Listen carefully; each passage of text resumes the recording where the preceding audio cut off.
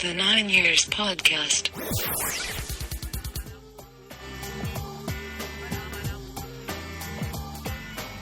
Alright, welcome to episode 68 of the 9 Years Podcast with myself, Nick Draper, and Stuart Deacons on YouTube, iTunes, and 9YRSpodcast.org. Got a bit different there. Started with YouTube instead of iTunes. I don't know why. Let's go with it. It doesn't matter. Stu, how are you doing this week? Tired. Oh, yes. Tell me about it. Very, very tired. Are you still struggling from the weekend and that immensely long day in Manchester? Yeah, I think it was. I had a very busy week at work, which is not like me because I tried to do as least as possible.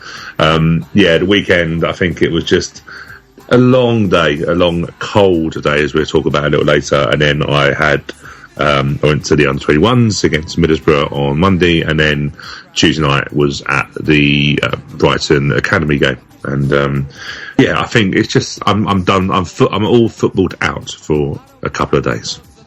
Wow, that is quite a statement. But I am feeling somewhat tired as well, a little bit jaded. It doesn't really feel like Christmas is coming. Is it just me? No, to be honest with you, when I listen to the radio and I hear Christmas carols and I look at the TV and see them advertising every toy under the sun, to be fair though, I do actually quite like some of the toys. I'm liking the virtual reality thing, the goggle things. I quite like them. But no, I think Christmas is there. It's proper cold as well, isn't it? It has been very, very cold on the platform at Wimbledon Station these mornings. So, yes, beginning to maybe pick up a cold. I think it's inevitable at some point over the next 2 weeks. I'm a little bit run down. This virtual reality thing you're mentioning, I saw this for the first time the other day on The Apprentice. Might be the only television show that I actually manage to watch every week. Although if you follow me on Twitter, you'll notice that I play a little game every week, seeing if I can stay awake for the entirety. And you know what? I think I've managed it once so far this series.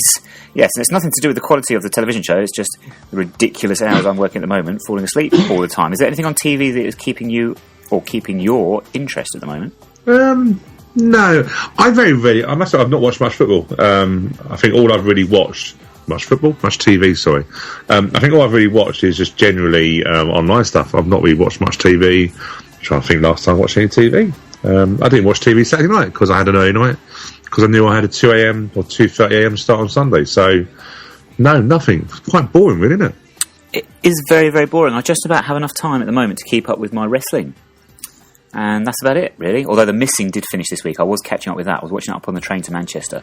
That was a great show. If you missed that one, check it out on the iPlayer. And The Affair is back on. But again, my favourite TV show of all, but not really getting a chance to watch it at the moment.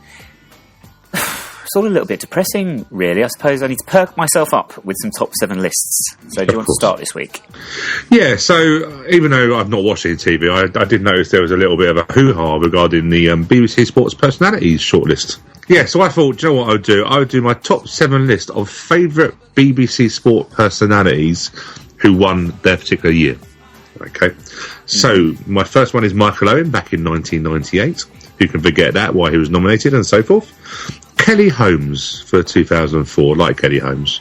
Andrew Flintoff. I'm not a cricket person, get a bit bored, but I think Andrew Flintoff was one of those ones that sort of branched out into normal fans, or football fans, of his drunkenness and ability to not handle his drink, basically.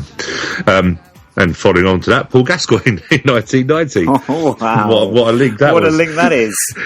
Wasn't meant, of course. But Paul Gascoigne in 1990 after Italia. Lennox Lewis, undisputed heavyweight champion of the world. First Brit, although Canadian, but we'll take it, he's British. That was 1999. Another boxing theme, Joe Calzaghe. I do like my boxing, and he was very underrated. He is Welsh, but he's allowed it. And finally, Andy Murray in 2013. I do like my tennis, and he was the first Brit to win Wimbledon. So they are my favourite winning BBC sports personalities. That might be the greatest link in the history of this podcast. So yes, Andrew Flintoff, good fan of his. And speaking of horrendous alcoholics, Paul Gascoigne. I didn't set a link up. It just flowed. I'm amazed. Sometimes I'm cleverer than what I think. Sometimes, Nick. And again, that might be the funniest line ever issued on this podcast. But anyway, what's your list? My top 7 list, changing gears or switching gears completely this week. We were just talking about Christmas, and on a Christmas type theme, I've gone for my top 7 hymns. So they're not Christmas carols, Well, not particularly, but my top 7 hymns. Okay. So I've gone for Gloria in Excelsis Deo. When I was a kid, I used to think Gloria in Concelsis Deo. You see, I was very, very clever. Yeah. Followed on by Here I Am, Lord, Ave Maria, Amazing Grace, Non Nobis Domine, O Come, All Ye Faithful, and then finally the classic Bread of Heaven. That's a quality top 7 list. Into the area it goes. Oh! I can't believe what I'm seeing here. Tom Elliott with surely the last touch of the game has won it for AFC Wimbledon. Okay, lots to talk about this week. We will be looking back at the week's action, including that somewhat incredible trip to Curzon Ashton. We'll be also looking ahead to the trip to Buckinghamshire, and that will make up the majority of this week's show as we discuss the ins and outs, some pros and cons and whys and wherefores of that particular trip. Poli on Go, a 2-word tango, and an update from the Academy, and a Loan Watch as well, all crammed into our hour this week, which tends to go a little bit over an hour, but, you know, we talk a lot of rubbish. We do. Let's start, though, with that trip to Curzon Ashton, and there is lots to talk about. There is so much to talk about on and off the pitch. Stu, would you like to describe your travel to and from Manchester on Sunday? I think I might have said Saturday before. But of course, it was Sunday. It wasn't far off Saturday, let's be fair. Do you know what I mean? 2.5 hours into Sunday morning, I'm getting up already for a game of football, which was just crazy. I left my house at 2:30, got about 2:30, 2:45, got to Wimbledon for 4:00, and there's already people there in front of me. I thought there were still... We got to the bus stop at South Wimbledon, and I thought there would just be the drunks that were still waiting for a night bus to... Was that Paul Gascoigne or Andrew Flintoff? Andrew Flintoff. But no, it wasn't. It was actually people already there waiting for the coach, and I was like, okay, that's interesting. But yeah, so it was quite a healthy... I think it was about 14 or 15 of us that got on at Wimbledon. We had 2 coaches. I didn't realise until we actually got to Curzon Ashton that I'd been put on the standard one, and the others and people like Jim working for the club and Stuart, the photographer, were on the executive coach. And I was like, okay, well, that's how the other half live. It's a fix. It's a fix. But yeah, so it was all right. It wasn't a bad journey. It was one of those journeys, actually. I fell asleep for the first 2.5 hours, and I never sleep on a coach because... I've just not been... Even though I've been going on coaches for years and years. That's not true at all. Well, maybe as I got older, I've just fallen asleep because I'm old. But I'm not a great sleeper. But because it was so dark, the driver thankfully just turned the lights off. And it was just pitch black because the sun wasn't due to rise until about another 2 or 3 hours. So that was a good start. Stopped at the services for breakfast. Loved that idea, stopping for breakfast. And got to Curzon for around about 10:10. So it was quite a straightforward journey there. It was very straightforward on the way up, wasn't it? What happened on the way back? Well, yeah, that wasn't the greatest. We got stuck in traffic coming out of Curzon because of everything bottlenecks. It's a typical ground where they don't really think sometimes about how you get out. So it took us half an hour. And then, yeah, we were probably about half an hour into our journey on the south side of the M60, and we had a crazy situation of us all slamming the brakes on. Some kids from a railway bridge, I believe, above the M60 had thrown a brick, they're thrown a number of bricks. I think there was a number of kids, or stupid kids up there. And one hit the lorry, one hit the coach in front of us, which was a team coach, and the last one hit the top of our coach. But as you can imagine, the lorry obviously the lorry screeched to a brake, so did the team coach that was just in front of us, and we did the same. Miraculously, how we didn't swerve, or the coach drivers and the lorry driver managed to put their brakes on and literally get onto the whole shoulder. Bearing in mind, we probably were going around about 50, 60 miles an hour, and scary situation. And for a little while, not really knowing too much what had gone on. Social media is quite an interesting thing nowadays, and within Hold on. That's the quote of the podcast. That is it. Social media is quite an interesting thing nowadays. Well, in terms of you can get information very quickly, and we very quickly saw some people I know on Facebook who were on the first coach, and they quickly put pictures on of what had happened. It was a bit crazy. No one really knew what had happened. When you hear that a rock's hit a a bus or a coach, you wonder whether it's gone straight through the window. Has it hurt the driver? Has it hurt anybody on there? Thankfully, it later transpired that the only damage was a shattered window screen. That we were able to keep going, but only travelling about 45 miles an hour, which I'd rather be in one piece, but that was obviously a bit of a frustrating end to the day. But the good thing is everyone was safe, but I do find it amazing that kids were just irresponsible and not have any understanding of the consequence of their actions. And then even more surprising was the police turned up and said, yeah, we're aware of them, they do it all the time, which I just found the most flippant answer I've ever heard. Really helpful. So what time did you arrive back at Kings Meadow, and what time did you arrive back home? I got into Kings Meadow, I think, round about 10ish, 9:30, 10, and I got in about 11:30. Wow. Yeah, long day. It's really weird actually.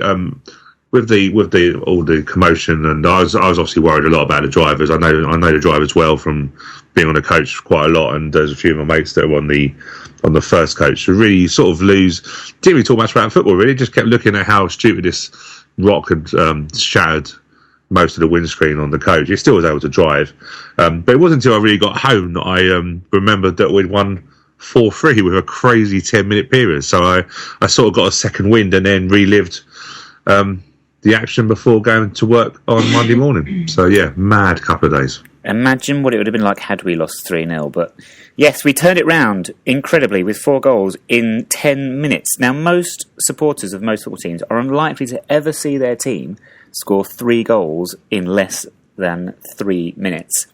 We've seen it 3 times in 3 years.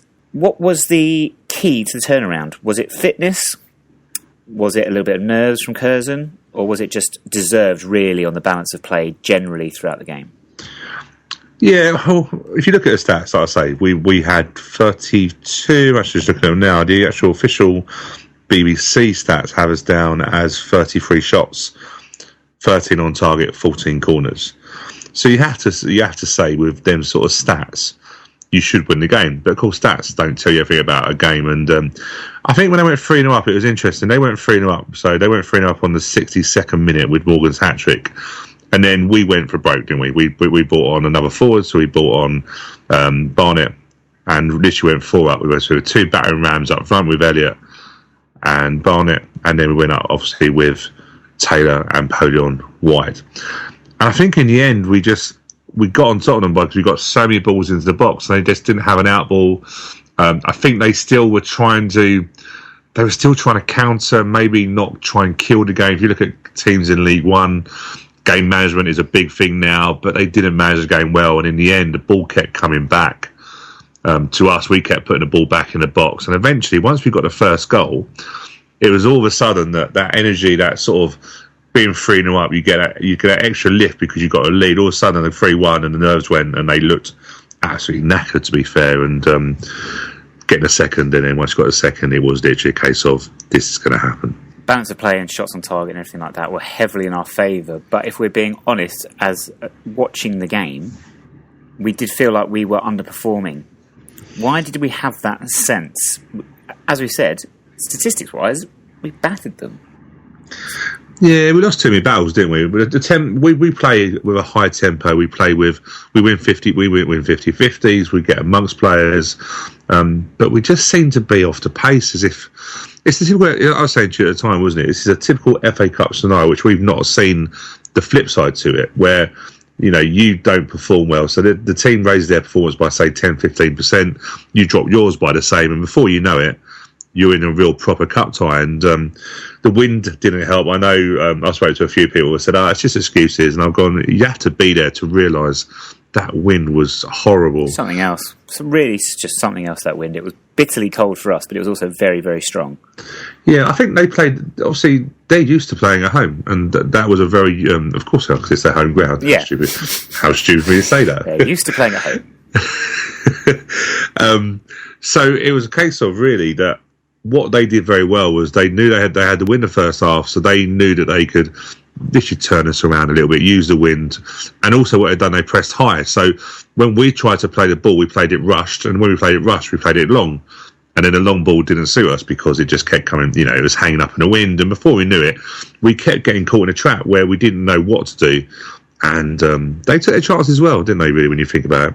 What happened with the first goal? Because they caught us cold, didn't they? Having a shot from distance. Was that part of their plan to try and, if they got the opportunity to shoot from distance, see what would happen with the wind? Did that play a part? James Shea looked a little bit slow getting across to it, if I'm being honest. Maybe, but then he was no different to the rest of the team at the start. The start was just slow, wasn't it? I think you said it there, and you hit now on the head there. I didn't see the goal, if I'm being truthful. I was too busy I think I was getting loads of messages on Facebook and that. My hands were getting cold. And I remember literally just putting my hand back in my pocket, looking up and seeing Shea flapping and getting nowhere near this ball. So I didn't see it until I got back on the coach. But what did frustrate me, and we were sort of saying about how we didn't really look up for it, there's two challenges that we failed on. One from Jake Reeves, misses it, doesn't get a challenge in, and then Bullman just doesn't go through the man. He doesn't really tackle properly. There's too many 50-50s in that first goal that we lost. And then Robbo backs off and we hit a shot. I suppose Robbo would say, well, actually, if he's going to shoot from 30 yards, I'm going to bet on my goalkeeper to save 9 times out of 10. Unfortunately, this was the 1 out of 10 that went in. And then what happened for the second goal? Again, was it a case of no pressure on the ball, being a little bit slow to react to the passing? Did we switch off? Complacency? What was it? We got caught in possession, didn't we? We got caught in possession going forward. We ended up having Paul Robinson playing right back. Got done on a 1-2. Robbo, any centre half, we always know, doesn't want to be playing out wide. So he got caught out and in effect, what happened was, because Barry Fuller had been caught out of position, he dropped into the centre. Robbo got done by the 1-2, and then in the end, he's picked out. To be fair to him, he's picked out a really good cross, but it just looked clumsy, didn't it? It looked like when you're going out in the cup, there's certain goals you concede, 30-yarders or bundle goals into the net, and when you can see two, when both of them goals are like that, you're like, yeah, we're in trouble here. And then the third goal, a misjudgment of a bounce or the ball from Barry Fuller gets caught out, and then they break on us, and it's a good finish. To be fair, is it an ongoing problem with our defence, or do you think this is a one-off because of the nature of the game? Should we be worried? We are letting a few goals in, if we're being honest. Fleetwood Town, for instance, some less than stellar defending as well. Yeah, we have some good defensive records, didn't we? So I think we have to accept that it's very difficult to shut out everybody. But you're right, we are conceding some goals here and there, and we're not looking as, I wouldn't say we're looking ropey by any stretch, but we're not getting the clean sheets that really have managed to get us points and wins and stuff like that. But I think the Sunday game is just a cup game. I just don't think you can read too much into it. I was a little bit disappointed with Barry Fuller. I didn't think he had a great game on Sunday. I expect our captain to really be the one that leads by example. And when you get done from a high ball, yeah, that sun was difficult, and the ball was played in the sun. But I just felt that Barry Fuller that was on it and really fighting hard would have just taken it out. There was no need to get Barry Fuller getting done on a header and getting out muscled, then trying to bring the player down and still not doing it. It's just not a Barry Fuller on a. He's an 8 out of 10 player. We love him to bits, but I just felt he was a little bit. I didn't think he was great on Sunday, and you sort of need your captain to lead by example. But then, like I say, they fought back really well. But I just thought the goals, they weren't great. They looked really horrible on TV. There were some players that were leading by example. Definitely noticeable which players, as we entered 15 minutes to go, still 3-0 down. There were certain players that were stepping up and still moving and still going and closing down and working really hard. Lyle Taylor, definitely one of those. Danny Bullman, another one of those. But Tom Elliott was key, really, wasn't he, with the 2 goals. Fantastic quote. I think we've all seen it, but I'll just repeat it now, that he said afterwards to BT Sports, where he said, talking about the comeback, "That's what the club's built on. Comebacks, never giving up, determination, motivation." And I think that does sum us up generally as a club right now, this current squad, following on from pretty much this time last year when we had our disappointments against the likes of Stevenage, for example, and Morecambe and Dagenham and Richmond. But since then, we do have this never say die, typical Wimbledon attitude. Did look like a few players had given up the ghost on Saturday, though, it must be said. Yeah, but I think right, it is that typical Wimbledon attitude, and you're starting to see now that Tom Elliott is a great example. Tom last season didn't really. He showed some moments of it, but he kept picking up knocks. Didn't really play like 67 minutes that we needed of him, and influence games as much as we needed. And I remember, I still think back to it now. I remember in the season where I was a player at the sponsors meal, and I was on the same table with.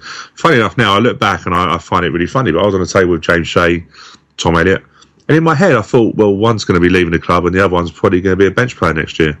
I don't think you can guess what I mean with that. But I remember Tom was on a diet at that time because he couldn't have the cake, and I remember he couldn't have gravy with his food. It was really funny, but he was on a diet. But now I look back at it and think he obviously was going, "Do you know what? I need to really get myself in shape, get sharp." And he's hit this season running. So all that work he did last year, he's reaping the rewards now. And I'm getting a bit worried now. He's scoring too many goals. We've got to get him off the radar because January window is opening very soon, and he's our best player by a long way at the moment. He was also, by a mile, the most popular choice for our man of the match vote for the Curzon Ashton game. I'm just looking at it now. 123 votes. Danny Bullman got 5%. Dominic Polion got 5%. Lyle Taylor got 2%. Tom Elliott, therefore, with a great number for any Wimbledon player to win a man of the match vote. 88%. Not the highest we've ever had, but pretty much a one-horse race. Do you want some three-word match reports from Sutton's game? Well, also, what I will say, and I just say this to a few people that were on the coach with me, anyone that sent them in at half-time would basically just get ignored, because we had some coming at half-time, didn't we, Nick? We had a couple sent to us at half-time. And, yes, it's too early. Don't write us off at half-time. Don't write us off with 10 minutes to go. Let's try and be 4-0 down next time with 10 minutes to go. We'll still get it back. And to be honest with you, at 3-0 down, in that last 10 minutes, we could have ended up winning that game 6 or 7-3, because we still had a number of other chances in those final 10 minutes. Yeah. Which were gilt-edged chances as well. And the keeper had to pull off a great save amongst that, even though he wasn't really great for the first two of our goals, but never mind. To follow up that point, Mike Overall, at Mike_overall, went for never leave early. Who would have left early? Who would have left Curzon Ashton early? Salad. He did, didn't he? He got his taxi, didn't he? He was sitting in his taxi. I heard him on the way out. He said, I didn't see anything. I was like, well, service is right, isn't it? Yeah, not even my brother left early. And he always leaves early. I think he was frozen to the spot, otherwise he would have tried. I think we all were, to be quite honest with you. It was quite funny, wasn't it? At the start of the game, we 1-0 down very, very early, which sort of kills any atmosphere. But also, from our point of view, it was just too cold to do anything. You just wanted to stand there and hope the game finished because it was so freezing. That wind was killer. It was. Anyway, a couple more match reports. At All Things AFCW, friends of the show, on Twitter, marching on just, and it was just about. I was dreading a replay as well. So happy we managed to get the winner. A replay would not have been something I'd have looked forward to. And let's go for Mike, another Mike, at KT6 Mike, who went for undeserved, who cares? Cool.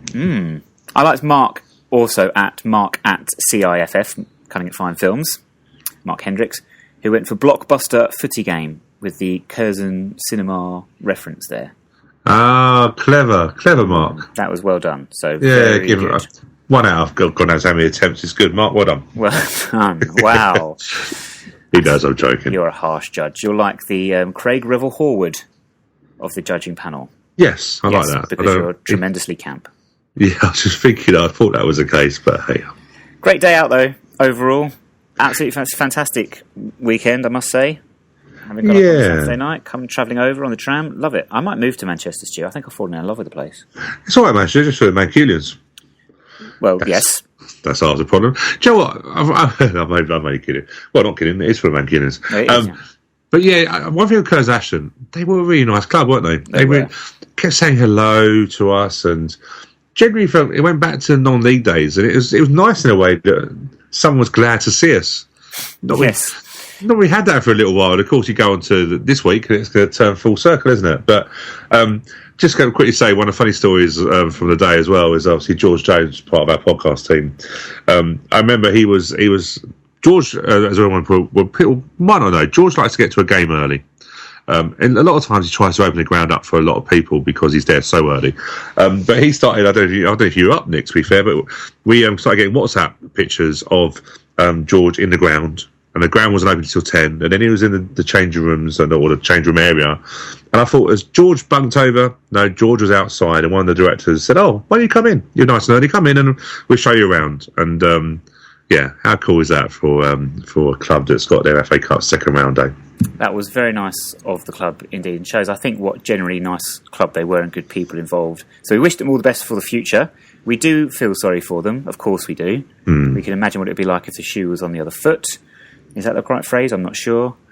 That said, George was there extraordinarily early. I was quite happy tucked up in bed, Stu, to be honest with you. Got off about 9 o'clock. It was great. Loved it. But I thought what I thought when I got back on the coach was George had been there I reckon he got there about correct me if I'm wrong, Jordan, obviously on social media if you can, but I think he was there about 8:30, 9 o'clock. I was cold within half an hour of getting to that ground. Now I know George has a lot more hair than a lot more people than we know, but I just don't know how he wasn't cold. It was, like I said, it was bitter, but he must have been at that ground for five odd hours. Fair play, George. Fair play. Yeah, fair play. One ground I doubt I'll be spending, or any one of us will be spending that much time at, is a certain one in Buckinghamshire, which, as you say, Stu, is our next port of call. Yeah. I am going. I shall be in attendance on Saturday. I have actually bought a ticket for the away end, although I will also be on South London Press duty. I didn't know that until after I bought my ticket. But last time we played there in the Johnston's Paints Trophy, when it was a proper competition, and we'll touch on the EFL Trophy as well in a little bit. But I got to see backstage. It was a very strange experience. So I'm kind of happy I'm not having to do that again. But for those of you who don't know, obviously Mikey T does the Radio WDON, and he goes in and broadcasts from Milton Keynes. And with my press pass last time, so I didn't have to pay any money, I went in and sat behind enemy lines, really. And it was the most horrendous experience, I think, watching football, up until the point we equalised through Sean Rigg and then scored the winner from Adebayo Akinfenwa. But it's a very surreal experience. I'm not going to put myself through that ever again, I doubt. However, the away end on Saturday should be slightly different. Obviously, many people have different opinions as to whether they want to go or whether they should go to the game. Stu, you've been in the past. You were very much undecided whether you were going to take the plunge this time. Yeah, I've changed my mind so many times on this, and it's really weird. I don't normally change my mind too much, but yeah, I've gone against. I'm not going to go on Saturday. I did enjoy it last Saturday. I'll be truthful. I'm knackered from the week. I just don't know really if I go through that again.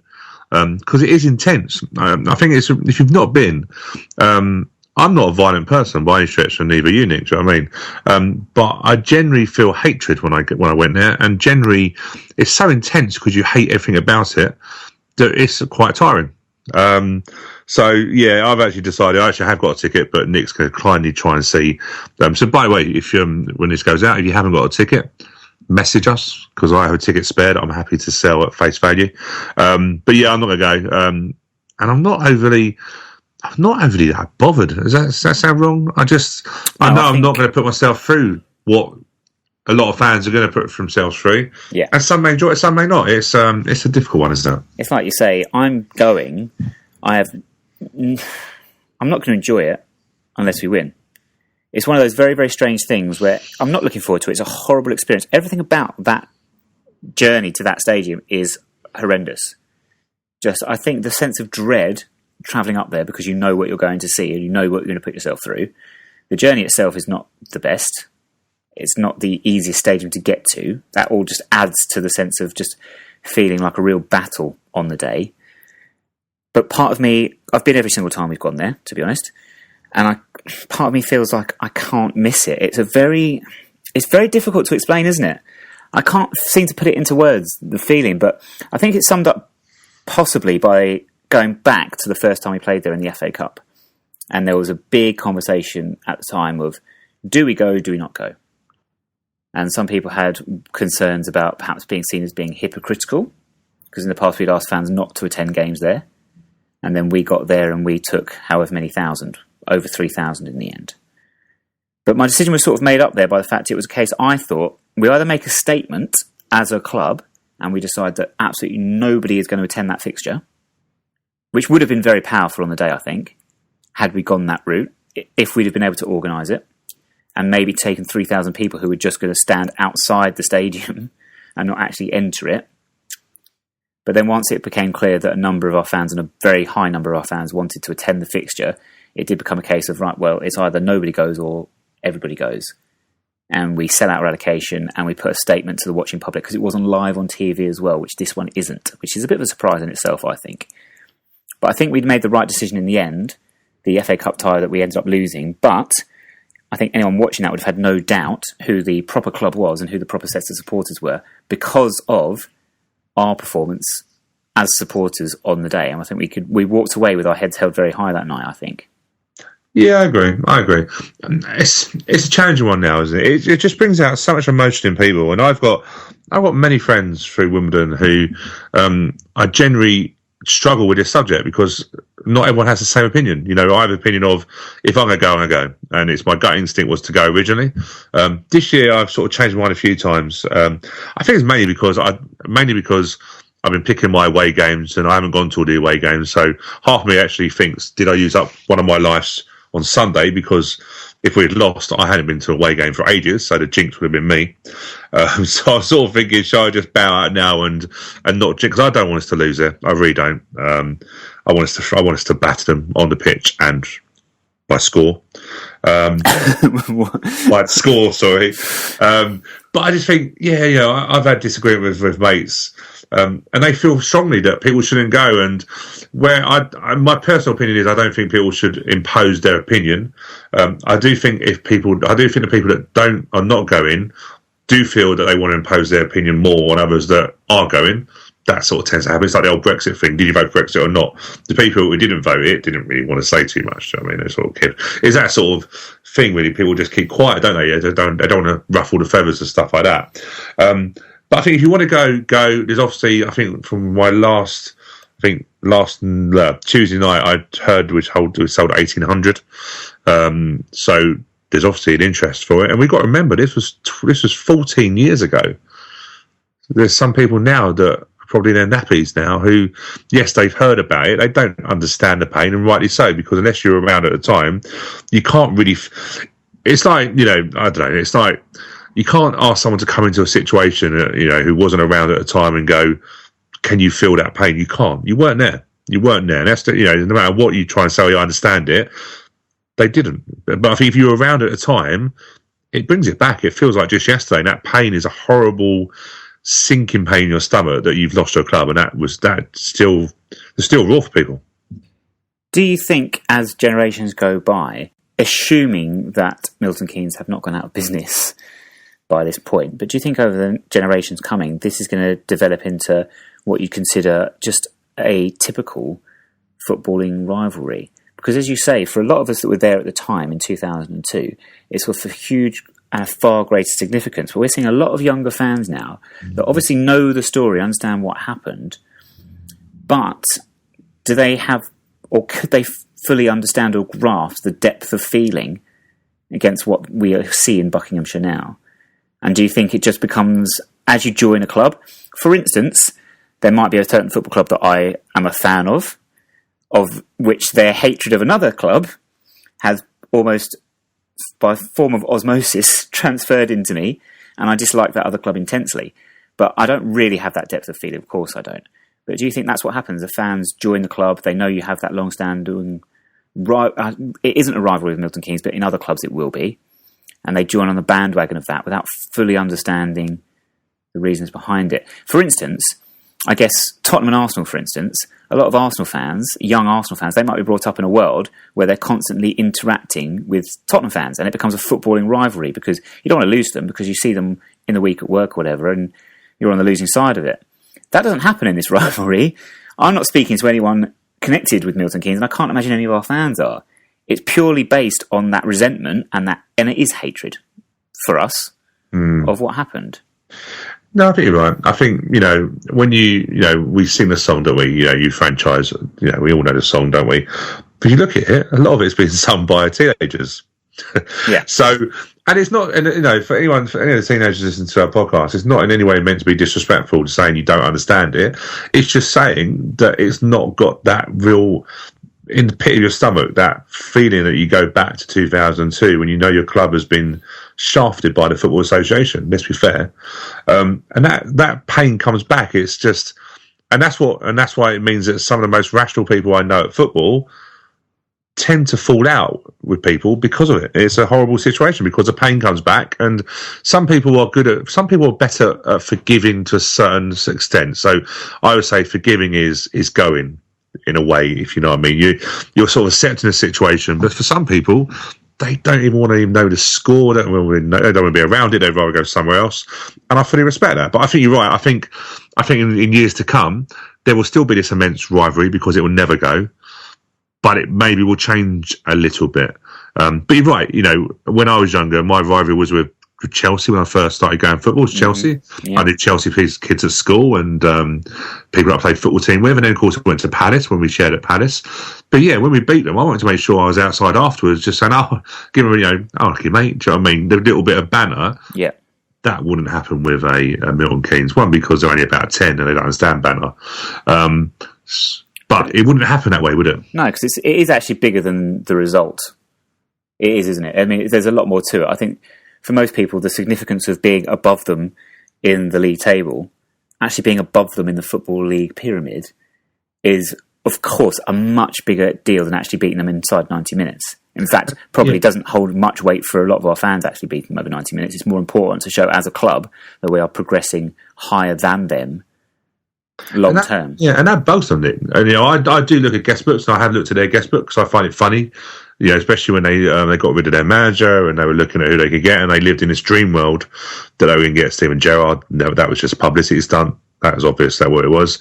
But I think they also talked about the fact that they could have no manager for our game, and it's gone from AFC Kingston, which is the old funny thing. Then generally, when you read the messages now, they generally are fearful that we're going to go there and turn them over. And for them, it's like, I don't know if it's an embarrassment. Maybe it is an embarrassment. They nicked a club to progress that club, and the club that started from the total bottom has shown them up and gone above them in the league table. That's embarrassing. So really, we're going there in a financial position that's really good, better financial position they are. Let's keep having to have a person drop money into that club all the time. We don't. We're going on the back of the successful news of the new stadium, which we was told we would never get in Merton, and that's the reason why it was stolen. So I think in a way we go there in such a strong position on the pitch, off the pitch, that it embarrasses them. And then in a way, I think that's highly amusing. Now, there are a number of people, I'm sure, that are listening. They might have stopped listening by now, who won't be happy that we're even mentioning them or talking about them at this length. I must say, we welcome, obviously, if you disagree with us, by all means tell us, but this is just my opinion. Unfortunately, because of the nature of the way our club came into its current form, you can't really get away from talking about the franchise outfit in Milton Keynes. It's impossible. Okay, there's no AFC Wimbledon if that move doesn't happen. So it is a big topic of conversation. What do you expect from our fan base on Saturday, Stu? It's a 1 o'clock kickoff. I'm not sure if that makes one jot of difference, moving the kickoff forward 2 hours. I'm not sure if that was done for police reasons, for safety reasons, or there are other reasons for this, which I'm not aware of. We had a couple of incidents in previous visits, but nothing major. Do you think it'll be different on this occasion? No. In terms of the two games that I went to, which is the FA Cup and League Cup, you naturally get fans, and even though we've sold 1,800, you will still find I say a small percentage will be fans that are from other clubs, because they generally don't like franchise, and also they see it as a game that's got that hatred in, and there could be some trouble. We have some fans creeping in like that from other clubs. I noticed for the League Cup, there was fans that I never never seen. And I'm not saying I know every Wimbledon fan, but you sort of know the Wimbledon fan. You sort of seen faces before, and it was damn obvious there was people from other clubs there just looking for trouble. So I hope that gets stamped out by the police. They do treat it highly. They do treat it with a very high rating on that. But no, I don't expect much difference. It'd be interesting to see what their fans are like, because they're in turmoil, aren't they? They're in turmoil. They're relying on a Scottish manager. Well, good luck with that one. I hope it fails massively. We could get tremendously off topic, but I suppose we are playing them, and it is the fixture coming up. So let's discuss the fact that they have got a new manager who'll be taking charge of his first home game in first home game full stop, but also the first league fixture under Robbie Neilson of Hearts. What a damning indictment of Scottish football it is that he chose to leave Scottish Premier League Heart of Midlothian, a fairly big club with a lot of history, to take over a struggling League One side. Yeah, and probably wasn't their first choice. I was chatting to a few of my mates at the game on Tuesday night. I get on really well when we have a chat about football. And incidentally, you're right about discussing this franchise subject. I've chatted with quite a lot of Wimbledon fans over the last couple of weeks about how they view should we chat about it, and a lot of them have gone, we understand why he would, and we're never gonna glorify what happened. We're never gonna glorify them, because that would never happen. But I was chatting to them, and the funny thing about the manager is that it was obvious that he was never their first choice. They spent so long trying to get a manager, and from all accounts, there's been a lot of interviews and people haven't taken a job, and all that suggests is that the budget is crap. It suggests that there's no budget there. We all know there's no money going into that club. So he's jumped out of Scottish football because he wants to get into English football, and he's alluded to that by the interviews he's had of going, no Scottish Premiership manager is going to go straight into the English Premiership. He said that. So him is just a stepping stone, but unfortunately he picked the wrong club. In terms of the actual fixture, a game of football that we played, you always expect to have a little bit of an effect or a bounce when a new manager comes in. Do you think in this particular fixture, it's a difficult one for him to really ascertain just how up for it and what sort of experience he can expect from us? You'd expect, and we will get, by the way, make no doubt about it, 100% from every single player that plays for us on the day. And the support will be very loud and raucous throughout the game. Will he be able to anticipate that? Will he be able to affect his team in the same way? I don't think so. I think the fixture is so different to anything. He was at Hearts, of course. The local derby is the Hibs derby. Hearts Hibs derby. He may go, I've been involved in that. Nothing's worse than that. I don't think he will understand. I think he'll understand after the game. The game just, the players that we've got. It's interesting. I was thinking about who was there last time when we won in the JPT. But correct me if I'm wrong, but I'm thinking now we've got people like, obviously Darius is not playing, but Lyle Taylor, Polion. I think Jay Reeves was there at the time, wasn't he? If I remember properly, or was he? I can't remember that team now. But there's a few new players that really, really get the Wimbledon model, and from what I've spoken to quite a few of the players, and as soon as you mention that game, they know. You can tell by their faces. They know that if they win that game, then they stay on another. They're remembered. If them players are involved in the first league win at their place, they will be remembered for a long, long time. They know that, so they're in the right frame of mind. Neil Ardie will not leave them with any doubt of how important that result is on Saturday. The only concern I have, and I'm feeling better following the comeback against Curzon Ashton, because if we'd gone into Saturday's game on the back of that, a defeat to a non-league side, a little bit concerned with our form being a little bit sketchy, you might say, against a team, as I say, who haven't won at home this season. Oh, this worries me immensely. They haven't won at home fixture all season, and we've not lost away from home since the opening day. Yeah, I get that, but I don't think form goes into it. I really don't think I don't think anything goes into the game. I think it's a cup tie. It's a league fixture, but it's a cup tie, isn't it? It's going to be played at 100 miles an hour. It's going to be a team that wants it the most, who's consistent the most. I think we've got more match winners. I look at their team. I've watched all their highlights. I look at the league and I've been intrigued of how bad. I think if I remember at the beginning of the season, we looked at where would they finish, and I didn't think they would finish very well. I didn't think they'd do very well. I said that, and it wasn't because of my hatred for them. I just looked at their squad, and it's not that good. And I look through that squad, and I've seen the goals they conceded recently. They don't work as a team together at the back. They play as individuals. Thankfully, the ginger left back looks absolutely shocking this season, and he's their weakling. He's their weakling by miles. So I'm not too worried about the form. And you could say, well, we've got the fourth best away form in the league, and they haven't won since QPR in March, wasn't it? This year, that's right. Yeah, I think so. Yeah. Yeah, but I really don't think form's going to play. I think it's going to be a case of who wants it the most and who was it mean to the most. And I think we go in there and play at such high tempo. And I'm confident of the result either way. I don't think we get beat there. And I'm very hopeful. It's interesting when we play Milton Keynes because every time we've played them, they've scored against us. But as a general rule, I do not watch highlights of Milton Keynes. If I know they have lost, I will watch. If they have not lost, I tend not to watch. I have no desire to see them succeed on any level, only to see them fail. So hopefully they shall fail on Saturday. Should we brighten the mood a little bit, though, now? Enough about them, about that lot. Don't even count, not even a proper football club, not a proper football stadium. Let's play a couple of games. Which one do you want to do first? Do you want to do Polion Go first, or do you want to do Two-Word Tango first? Let's do a Two-Word Tango first. Okay, what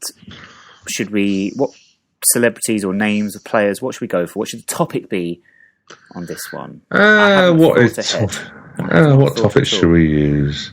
I don't know. Should we just do generally, how about Ryman League or Football League Wimbledon players? Football League Wimbledon players. As AFC Wimbledon. Football League Wimbledon players, yeah, we can do that. So since we got re-elected. Phrase. So promoted since we returned to the Football League in 2011. Yeah, I want to go. Okay. Let's go for that. Do you want to go first? Yes. Okay, let's go. Gotta listen out for this guy. He's a famous name, but don't clap. Something like Sebastian Coe. Celebrity Two-Word Tango. Ross Warner. Ricky Wellard. Paul Robinson. Charlie Adamino. James Shea. Kevin St. Luce. Curtis Asano. Darius Charles. Callum McNaughton. Brendan Kiernan. Jack Misson. You've got me. I was thinking, Brendan Kiernan, does that count when we brought him through the ranks? You played in the Football League, but you caught me with Jack Midson. Jack Midson was my go-to one. All the time I think I'd stole that one away. And then when it came out, I was like, oh. Yeah, I thought I had a few stored up. I wasn't really listening to what you were saying. I was too busy trying to think of the next player. So was I. All I could think was Jack Midson. You lost again on that one. I know. That's shocking. We should have done a lot better on that one. Well, I don't know what. You didn't do very well. I said we should do another one because that was really poor. You can't get yourself out of jail. No, let's go to Polion Go. Okay, let's go for Polion Go. Because I'm winning, and I like winning because I don't win too much at Polion Go. Okay, I'm going to change the clues now just so you lose. Well, that's not going to be too hard, is it?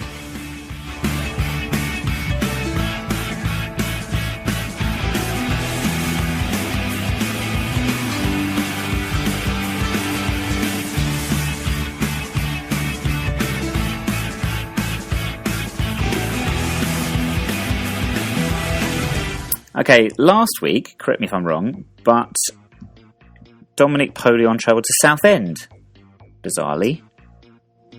So this week he is on the road and he decided to travel up north, Stu. He's gone up the M1, he's turned off at Junction 28 to a stadium that Wimbledon have visited many times over the last few years, and once again the seats make him feel very much at home. Bury. No, that's a good guess though.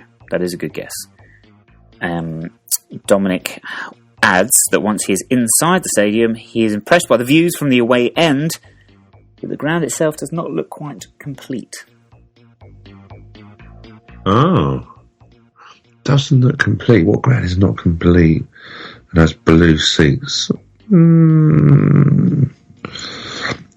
can't think now. I'm trying to think. Blue is I'm going for Rochdale, but I think the ground is complete.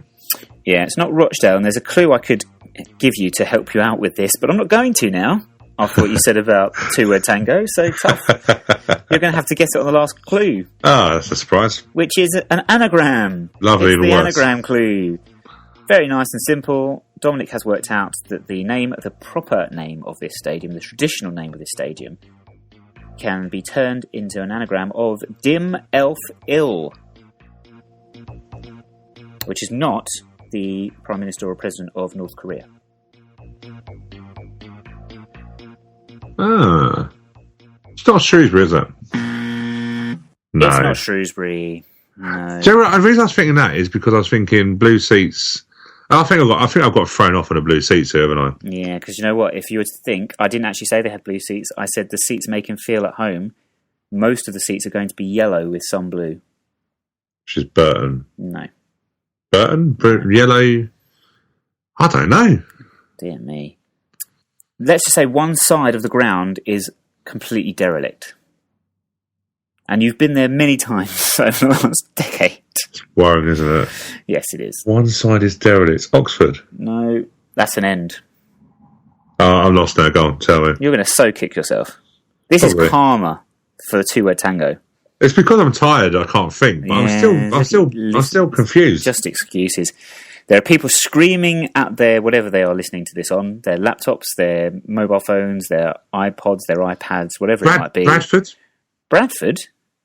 No, that's not yellow, is it? No. Okay, I'm going to quit now before I actually make it even worse. It is Field Mill, which is the home Mansfield. of... There we go. Oh, that doesn't count as a ground. You're right. The derelict. Yeah, isn't it? It's the main. Oh, wow. That's really bad. It is. It is. But then I only got about 4 Football League players that I could identify. I couldn't think of a derelict. I couldn't think of a derelict in. Originally I thought Northampton, but then that was nowhere near with the first clue. But wow, yeah, Mansfield. There we go. Wow. Okay. You mentioned a club there in your guesses that feature for me, looking ahead to the weekend's action of other games in League One that are of interest. Rochdale host Scunthorpe. With all due respect to the pair of those two sides, it seems strange calling that a top-of-the-table clash in League One, but it is.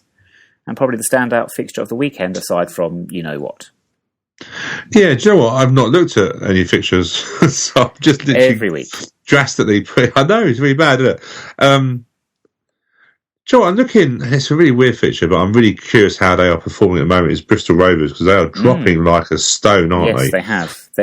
They were riding the crest of a couple of promotions, consecutive promotions, and now I think they've hit the buffers. But I've just seen who they're playing. They're playing Bury, so I'm just interested to see... Is it a good game for them, or does it really, do Bury get themselves back into any...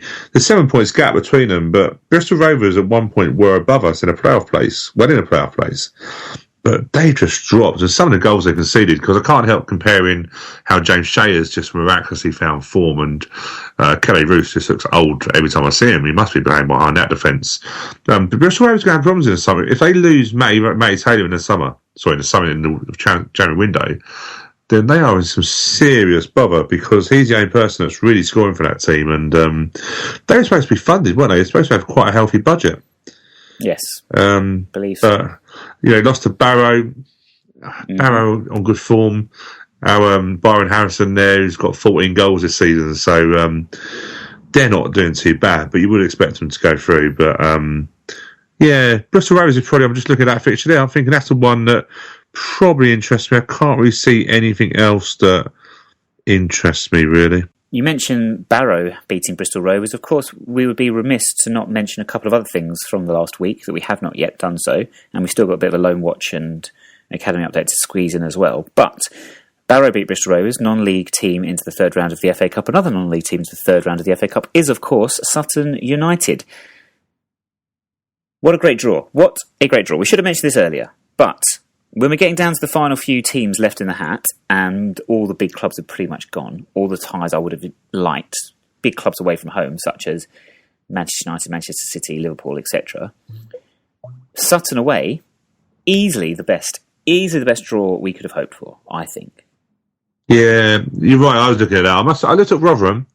And I thought Rotherham at home would be great because they're in dire form in the Championship. So I thought, well, that's a winnable game to get through. Because you saw all the big games went, and do you know what I mean? And you're thinking, well, is there anything there that's not guaranteed? Nothing's a guarantee in football, but is there an easy game? So Rotherham, I looked at, they were still left. But I won't lie, I had a massive smile on my face when I saw Sutton United come out against us because we couldn't get any closer. It's probably you talk about local derbies, that's probably, you can't get much closer than that really, well, apart from Kingstonians, but they won't get into that round. Sutton United grounds changed a bit now. We went there, didn't we, for the Watch the Ladies game early this season. We did. And the ground's changed a bit. It looks better, doesn't it? It looks more enclosed, doesn't it? Yes, it feels, like a proper stadium. Like a proper stadium rather than a massive away end that you feel like you're not even near the football ground, football pitch. It does cause problems because, one, ticket allocation. Yep. 2, the 3G, 4G pitch. Yeah. Although we have trained on Tooting Mitchams, we use that quite a bit when the ground's too hard at our training ground. I wonder if we're going to try and play on there because you can actually hire the pitch out. Yeah, you can. So it would make sense, wouldn't it? Yeah, I wonder if we're going to try that. I wonder if they block it or find out. You can always book it under an alias, can't you? But I think it's a great fixture. I really do. I hope Sutton United give us. I think Sutton United have to be sensible. I'm hearing that it could be as low as 1,000 tickets. That's all. I think all they have to officially give us is 750. I'm hearing it might be only about 1,000, 1,200, 1,300. But I've already got Sutton United fans or people that go to Sutton who went to Cheltenham game saying, well, I can probably get you a ticket if you can't get in the Wimbledon end. And I think that's not going to be an uncommon conversation that Wimbledon fans are going to have with friends. So I think if Sutton United are just sensible and give us a sensible allocation, then I think we should be okay. Not saying that I'm not going to go with the big time Charlies and, we've had Pompey come down to our place, Luton, Oxford, all them teams think they're big time Charlies. I'm not trying to say that, but let's be fair. Luton? Hold on, what? Give us more because we're a big following. I don't want us to look sounding like that. But we also got to be realistic. Sutton United haven't sold their ground out at all in the last couple of years, so they aren't really going to do that. And I'm just hoping they give us a sensible allocation. And I'm still a strong believer this game will be on TV. I know we have a different opinion on that, but I'm still believing we're going to be a live TV game. As my only reason I say it wasn't going to be is because third round they do like their big clubs, but it's not actually the greatest third round draw in history. There's not an amazing amount of standout ties. So a non-league team at home to a league team, especially if we can make sure that we get the message out there of the significance of Sutton United and Wimbledon in football history going back to 1963. And then, of course, most famously 2002. Yeah, it's got a chance. It's got a chance. But we wait to hear on that one. We wait to hear about ticket allocations and such like. I would suggest that the 500 or so that were in attendance on Tuesday night at the Checkatrade Trophy will probably all want tickets for the Sutton United game. We won't speak very long about this, but we are officially out of said trophy. I am, beyond gutted that I no longer have to avoid these games. When I say avoid these games, I forget they're happening. I forgot we were playing on Tuesday night, and we lost 2-1 to a under-23/under 21 side, of course for the benefit of English players, of which there were none. Yeah, I've been to the home games. I've made no secret of that, and the reason I've gone is one, so we can report on a podcast as we try and make sure we cover every game, and two, because I've seen a lot of the players we've played, like the Alfie Eagers, Tom Beers, Will Nightingale. I've seen a lot of them go through the under 21s, and for me, I want to see their progression against let's say academy teams. The Swansea game was quite interesting, but also the game against Plymouth was a real good test for them. I was a little bit, I didn't understand Brighton's logic last night. They played Loire, Rowan, Vine. They hadn't, in the previous rounds, hadn't played anybody from their first team, and all of a sudden they went against that. Was that a respect thing for us, thinking that they might need some bit more quality to get through? I don't know. We were flat really on the day. We didn't really play that too well. I'm guessing we've probably accepted we're going to have a fine because we didn't go within the rules. So I think we're gonna accept that we're gonna get fined on that. So isn't there a little bit of confusion over that? There is. We might be all right, I think. It's difficult, isn't it? I'm not too bothered if we get a fine. We get a fine. You know what I mean? The good things come out of last Tuesday. Tuesday night, yes. Yeah, Tuesday night. Everyone knows we're recording on Wednesday night. Otherwise, we would be talking about it. The good thing about Tuesday night was Joe McDonnell got 90 minutes, and was quite impressive. A really good kicking from feet, good handling. Didn't look. Hold on. Sorry, repeat that sentence. He was very good kicking from feet. Oh, sorry. Yes, kicking from hands with his feet. Yeah, that makes sense. He was good kicking with his feet. Yes. Yeah. That's reassuring. Reassuring. But I thought he had a good. Didn't really have much chance with the goals. One was a near post flick, and the other was a penalty. Alfie Egan got some good minutes, so Tom Beer. So I was pleased that Will Nightingale got minutes as well. So I was pleased with that side of it. I have to say, you've probably missed one of the funniest things I've seen for probably since we spoke about this before, and I can never remember the team. But do you remember that ginger-haired player who ended up giving some abuse to the Tempest then, I don't think it was, and got sent off for Jackson. Woodford Town. Probably, yeah, going back to... I can't remember who it is. Please, if anyone can remember who it was, but it was a ginger-haired player who we just gave him some choice ginger references. He did a gesture to the crowd and he got sent off, and it was the funniest moment I had for a long time at Kings Meadow. Well, Loire managed to get wound up by no more than 300 Wimbledon fans on Tuesday night, which was just the most hilarious thing I've ever seen. There'd been a little bit of verbals beforehand. Jake Reeves had been in it. Loire is a quality player, best player by a mile on the pitch on Tuesday night. But he has a temperament, and there was one bit he got bad, so he got ruffled up a little bit, a few challenges, and then he made a choice comment to the linesman. He then put 2-1 fingers indicating a 2-1 score, and the referee sent him off, which is great fun. And then as he got sent off, he didn't want to take the red card for an answer. He then tried to get back to the linesman, got ushered away by his players, and then proceeded to walk along the main stand, kissing his badge whilst putting fingers up to indicate 2-1. And it was just the funniest thing ever. He got wound up by 300 Wimbledon fans on a nothing game. That's pretty sad. It's quite funny. It was funny. I couldn't stop laughing. It does remind me of the days of Frank Sinclair and that hilarious evening with Wrexham where I think he scored an own goal, gave away a penalty, got sent off. That's right. In the space of about 5 minutes. And he got sent off down at the home. He got the terrace end, didn't he? Yeah. And that was funny. He looked so embarrassed. Yeah. That was great. But I hope in a way that was recorded somewhere, because it was, and I understand from some contacts we have that he actually had a row with the referee in the tunnel after the game and probably will get a longer ban. So just to correct this, he played in a competition he shouldn't have been playing in because it was meant for the under-23 English-born players or British players. He got sent off, and he's also getting an extended sending off. It's just funny. It's a great competition, this. Well, we're no longer part of it, sadly. Well, not sadly, but anyway. We move on. We can forget about it. It's past. It's gone in the annals of Wimbledon history now, the competition. We'll see what happens to it next season. Let's do a loan watch, because we need to catch up on this, I think, don't we? We have to be quick, though. We're running severely late once again, as we always tend to do.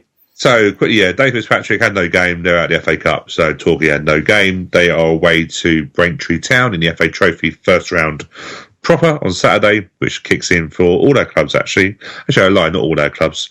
George Oakley at Wedding. He set up the opener for a 3-1 win over Bath City. Reading through the reports, his name is mentioned heavily. Had a few chances. I think he's starting to do well there, which is really good. They play Hive Town in the FA Trophy on Saturday, and Chelsea Osrania up at Kingstonians. Isn't getting as much game time as I thought he would do. He got on at 89 minutes on Saturday. They had a 3-1 win over Canby Island.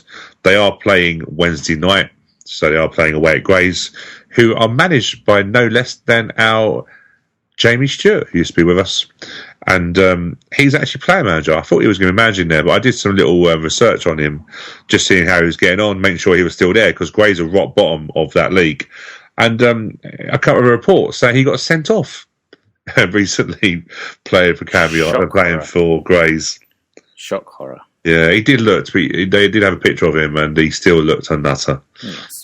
He's a player I'd love to come back to Wimbledon just for a testimonial or some sort of game where we can have him there, because he was just such a character. Maybe Saturday we can invite him into the squad. Oh, he had probably the best song we've ever created, I feel, for a player. Loved it. But yeah, they're not doing too well. So, but yeah, I just don't know. Chelsea's playing at Ryman Prem level, he should be getting more game time than what he is. I just feel that's becoming a little bit of a wasted move, because the idea was, if he's not going to play games, then let's just recall him, because we want to get, this getting games, that's the idea, going there, not to be coming on an 8-9 minute sub.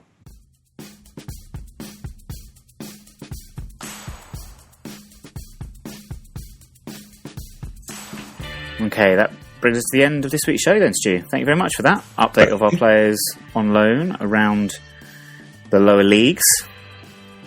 And thank you very much for joining us. Nothing much to say, just keep an eye out for updates from the game on Saturday at 9YRS Podcast on Twitter, Facebook and Instagram. If you don't follow us on any of those channels, please do so, if of course you have or are a member of those particular sites. And all that's left to say is please join us next week. Stu, next week we're going to be joined by Watford manager Walter Materazzi. Ooh. To discuss his team's appalling, shocking, dismal, horrendous, awful disciplinary record. We'll see you then.